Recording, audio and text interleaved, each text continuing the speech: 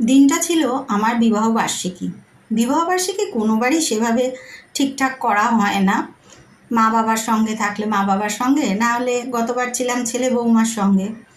এবারে হিয়া ঠিক করলো, তুমি তো কোনোবারই বিবাহবার্ষিকী সেভাবে করো না, চলো একটা ভালো হোটেলে আমরা থেকে আসি 1-2 দিনের জন্যে।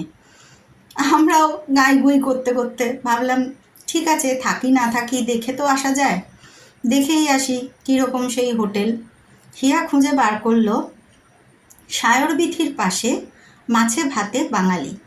এই মাছে ভাতে বাঙালি হোটেলটা থেকে আমরা কিন্তু অনলাইনে, মানে এখানে একটা অ্যাপ আছে শান্তিনিকেতনে, খাবারওয়ালা, সেই খাবারওয়ালা অ্যাপটা দিয়ে আমরা এর আগে অনেক খাবার এনে খেয়েছি, বাঙালি খাবার, যার মধ্যে মোচার ঘন্ট, ডাব চিংড়ি আমাদের খুব পছন্দের, মানে ভীষণই ভালো করে এরা।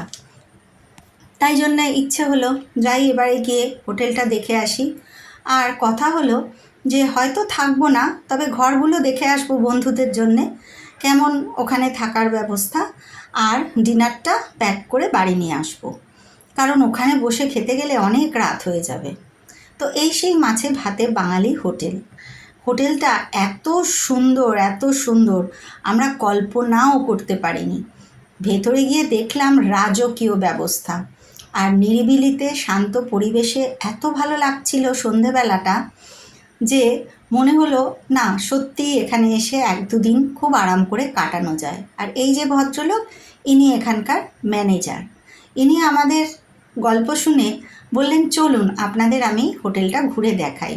এত সুন্দর ব্যবহার, উনি এবং ওনার কিছু অ্যাসিস্ট্যান্ট আমাদের পুরো হোটেলটা খুব সুন্দর করে ঘুরে দেখালেন এবং বললেন কলকাতায় যে তাজ বেঙ্গল আছে, সেই তাজ বেঙ্গলের অনুকরণেই এই হোটেলটা আমরা সাজিয়েছি। সত্যি সাজ দেখবার মতোই সাজ। আমাদের হোটেলের রুমগুলোয় গিয়ে মন ভরে গেল। শান্তিনিকেতনে এত সুন্দর একটা ছুটি কাটানোর এবং কিছু সময়ের জন্যে এই সুইমিং পুলটায় এসে সময় কাটানোর ব্যবস্থা যে আছে ভাবতেই পারিনি। দেখো তোমরা, তোমাদের যদি পছন্দ হয়, আমার তো ভীষণ ভালো লেগেছে। পুরো ডেকোরেশনটাই ছিল একদম রাজকীয়। ওই যে ইটাচোনার রাজবাড়িতে এরকম খাট দেখেছি, আর তারপরে এসে এখানে দেখলাম, সত্যিই খুব সুন্দর লাগলো। পুরো ছিমছাম ঐতিহ্যপূর্ণ একটা সাজগোজ রুমটার, মন ভরে গেল দেখে।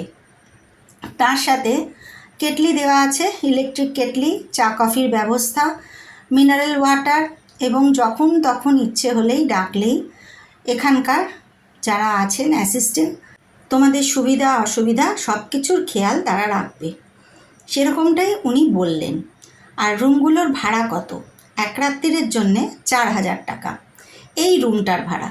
এবার এর সাথে আরও লাক্সারিয়াস অনেক রুম আছে, এখানে এসে তোমরা থাকতেই পারো। আর যদি এক্সট্রা মনে হয় বেড নেবে, সেক্ষেত্রে 500 টাকা করে এক্সট্রা। এসব দেখে শুনে আমরা বসলাম গিয়ে ওখানকার রেস্টুরেন্টে বসে ডিনার করতেই পারতাম, কিন্তু ওই যে বললাম আমরা অনেকটা দূরে চলে এসেছি। এটা প্রান্তিকে সায়রবীথির পাশেই। প্রান্তিক স্টেশনে নেমে বললেই হবে মাছে ভাতে বাঙালি হোটেলে যাব।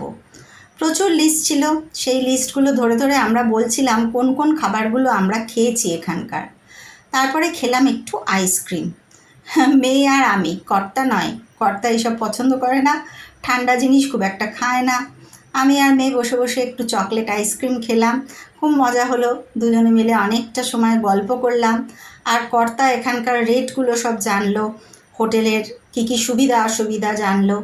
তারপরে বললাম চলো এবার আমরা আমাদের ডিনার নিয়ে বাড়ি ফিরি। আর ওরা বলে দিল যে আপনারা ডিনার খেয়ে কেমন লাগলো সেই ফিডব্যাকটা দিতে কিন্তু ভুলবেন না, ফিডব্যাকটা অবশ্যই আমাদের চাই। ঠিক আছে, সে তো অবশ্যই দেব, এবং দিলামও।